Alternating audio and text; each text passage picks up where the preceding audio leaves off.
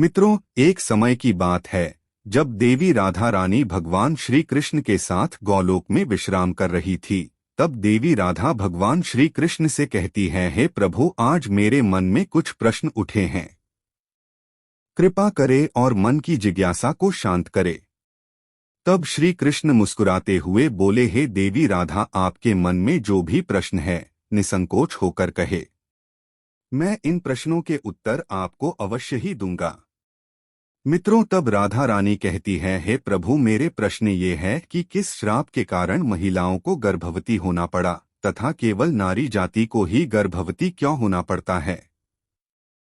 प्रभु, ऐसा भेदभाव क्यों होता है, मैं जानना चाहती हूँ। मित्रों, तब भगवान श्री कृष्ण कहते हैं, हे देवी, आपने जो प्रश्न किए उनके उत्तर थोड़े विचित्र हैं, किंतु मैं आपको इसके विषय में महत्वपूर्ण कथाएं सुनाता हूँ, उसे ध्यान से सुने।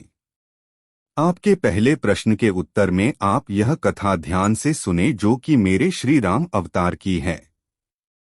मित्रों, भगवान श्री कृष्ण कहते हैं, हे राधा, वैदिक काल में हजारों आरसी परमपिता ब्रह्मा जी द्वारा उनके वीर और तेज से उत्पन्न हुए थे। उन्हीं में से कुछ आर्षियों तथा मुनियों के पेट से देवों का जन्म हुआ था, तो वही कुछ के मुनियों के तेज से दैत्यों का जन्म भी हुआ था। हे राधा, ऐसे ही एक आरसी सतयुग में हुए थे जिन्होंने औरतों को गर्भवती होने का श्राप दिया था। तब देवी राधा बड़ी ही आतुरता के साथ पूछती हैं, हे प्रभु, तो कौन थे वे ऋषिक जिन्होंने औरतों को गर्भवती होने का श्राप दिया, और कौन थी वह संसार की पहली स्त्री जो एक से गर्भवती हो गई थी। मित्रों, भगवान श्री कृष्ण कहते हैं, हे देवी राधा, इस कथा का वर्णन महर्षि वाल्मीकि जी के रामायण के उत्तर कांड में किया गया है, जहां प्रभु श्री राम को महर्षि अगस्त्य इस कहानी को सुनाते हैं। हे राधा, ये सतयुग काल की बात है जब परम पिता भगवान ब्रह्मा जी के मानस पुत्र और ऋषि पुलस्त्य सुमेरु पर्वत के उच्च बिंदु पर स्थित आश्रम में घोर तपस्या कर रहे थे। उसी समय अर्षय को अत्यंत कठोर तप करता देख अन्य रसिकन्या विचलित होने लगी और वे अपने मन को शांत करने के लिए उन्हीं आशियों के समीप जाकर उनकी तपस्या में बाधा डालने लगी। तभी आरसी पुलिस त्यागी ने क्रोध में आकर वहां उपस्थित सभी कन्याओं को श्राप दे दिया कि अब जो भी उनके सामने स्त्री आएगी, उनकी नजर पड़ते ही वह कन्या गर्भवती हो जाएगी। मित्रों, भगवान श्री कृष्ण कहते हैं, हे देवी राधा, आरसी पुलस्त्य जी की बात सुनकर वहां मौजूद सभी स्त्रियां डरकर वहां से भाग गई। लेकिन आरसी बिंदु की कन्या को आरसी पुलस्त्य के श्राप के बारे में कुछ भी जानकारी नहीं थी। इसलिए एक दिन वह अपनी एक सहेलियों को ढूंढते हुए अनजान वश आरसी पुलस्त्य जी के सामने जा पहुंची। आरसी जी उस समय वेदों का पाठ कर रहे थे। आरसी पुलस्त्य जी ने जैसे ही नजर उठाकर कन्या को देखा, उनके श्राप का असर उस कन्या पर प्रभावित होने लगा। तत्काल ही उसका शरीर पीला पड़ गया और वह गर्भवती हो गई। अपने शरीर में इस तरह का परिवर्तन देखकर आशिक कन्या घबराकर अपने पिता के पास पहुंच गई।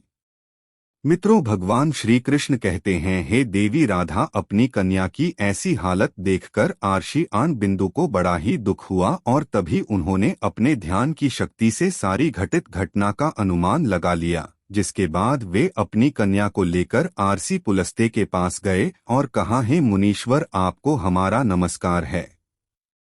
मेरी पुत्री अनजाने में आपके पास आई थी, किंतु आपके शाप के कारण आज वह संसार की पहली स्त्री है जो गर्भवती हुई है। मेरा आपसे निवेदन है कि आप इसे भिक्षा के रूप में ग्रहण करें। ये सर्वगुणों से संपन्न है और अनजाने में ही आपके शाप की अभागी है, तो यह सदा आपकी ही सेवा भी करेगी। मित्रों, भगवान श्री कृष्ण कहते हैं, हे देवी राधा, अर्षि रण बिंदु जी की आदरपूर्वक विनती और निष्पाप बिंदुसरा को मिले शाप से आरसी पुलस्त्य भी बहुत दुखी हुए और उन्होंने आरसी रणबिंदु को प्रणाम किया और उनकी पुत्री बिंदुसरा को ग्रहण करने का आश्वासन भी दिया। फिर उसके बाद पुस्तजी ने उसे कन्या को स्वीकार कर लिया। मित्रों, जिसके बाद वह कन्या आरक्षी पुलस्त्य के साथ रहने लगी और उनकी दिन रात सेवा करने लगी। वे सुंदरी बिन दूसरा की सेवा भाव से अत्यंत प्रसन्न होकर आरसी पुलिस थे। जी ने एक दिन उनसे कहा कि है देवी, मैं तुम्हारी सेवा भाव से बहुत प्रसन्न हुआ हूँ, इसलिए मैं तुम्हें अपने समान पुत्र प्राप्ति का वर देता हूँ।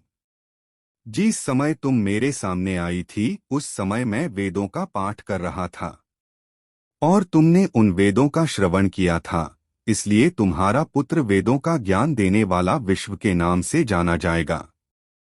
मित्रों, भगवान श्री कृष्ण कहते हैं, हे देवी राधा। कुछ समय बाद उसे आरक्षी कन्या ने एक पुत्र को जन्म दिया और जैसा कि रस्सी पुल से जी ने आशीर्वाद दिया था कि आशिक कन्या का पुत्र विश्व के नाम से जाना जाएगा। मित्रों, भगवान श्री कृष्ण कहते हैं कि देवी राधा विश्वा भी बड़े होने पर अपने पिता आर्षि पुलस्त्य के समान बड़े तपस्वी हुए। आर्षि विश्वामित्र के तपस्वी रूप को देखकर ऋषि भारद्वाज बहुत प्रसन्न हुए थे, इसलिए उन्होंने अपनी बड़ी कन्या का विवाह उनसे कर दिया।